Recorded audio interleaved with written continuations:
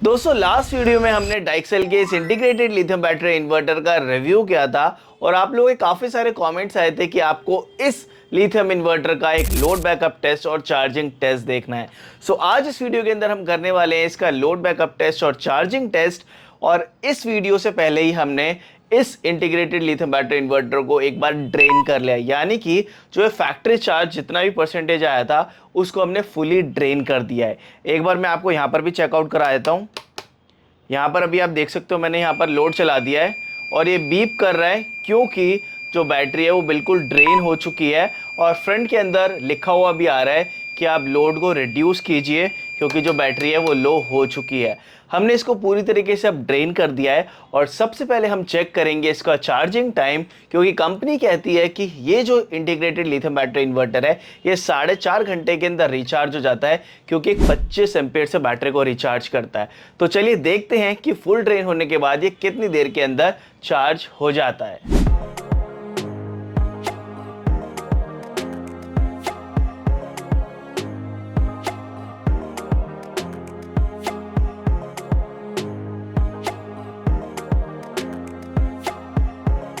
दोस्तों फाइनली हमारा जो ये लिथियम इन्वर्टर है वो फुली चार्ज हो गया है।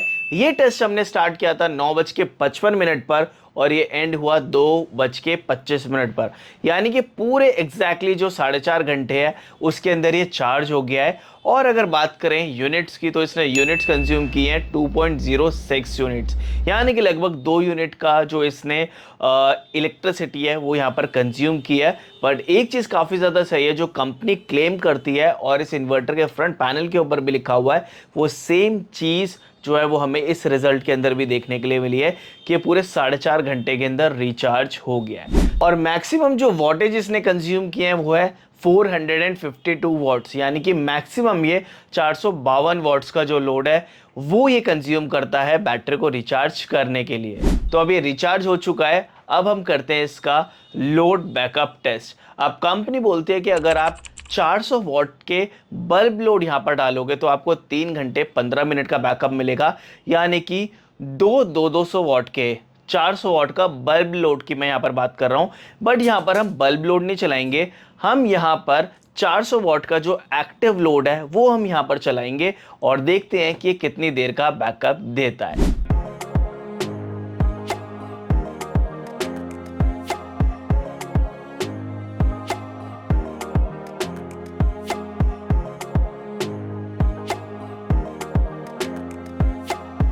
फाइनली हमारा जो लोड बैकअप टेस्ट है वो भी अब खत्म हो चुका है और यहाँ पर जो हमने लोड डाला था वो डाला था 200 वॉट के बल्ब, एक 100 वॉट का बल्ब और साथ में यहाँ पर 20 वॉट्स की जो एलईडी है वो भी हमने यहाँ पर चलाई थी।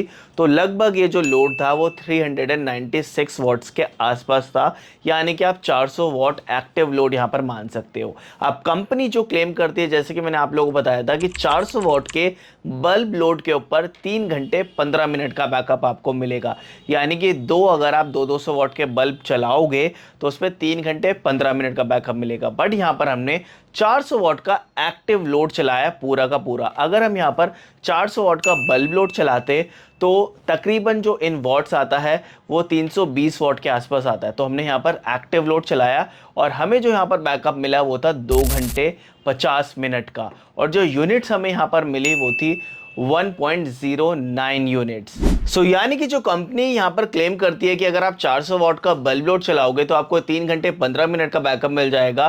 तो पर्सनली मुझे ऐसा लगता है कि अगर मैं 400 वॉट का सिर्फ बल्ब लोड यहाँ पर चलाता तो हमें और भी ज़्यादा 3 घंटे 15 मिनट से भी ज़्यादा यहाँ पर बैकअप मिल सकता था। बट हमने यहाँ पर एक्टिव लोड चलाया 400 वॉट का क्योंकि आप लोग डिमांड करते हो कि 400 वॉट का एक्टिव लोड चलाओ और उसके हिसाब से हमें लोड बैकअप टेस्ट बताओ। दोस्तों आप लोग मुझे कमेंट करके ज़रूर बताएं कि आपको इस इंटीग्रेटेड लिथियम बैटरी इन्वर्टर का ये लोड बैकअप टेस्ट और चार्जिंग टेस्ट कैसा लगा और 2025 में आप एक lead acid inverter battery purchase करना चाहोगे या फिर एक लिथियम बैटरी इन्वर्टर, मुझे कमेंट करके अपनी राय ज़रूर बताएं। मिलते हैं नेक्स्ट वीडियो में, तब तक के लिए जय हिंद जय भारत।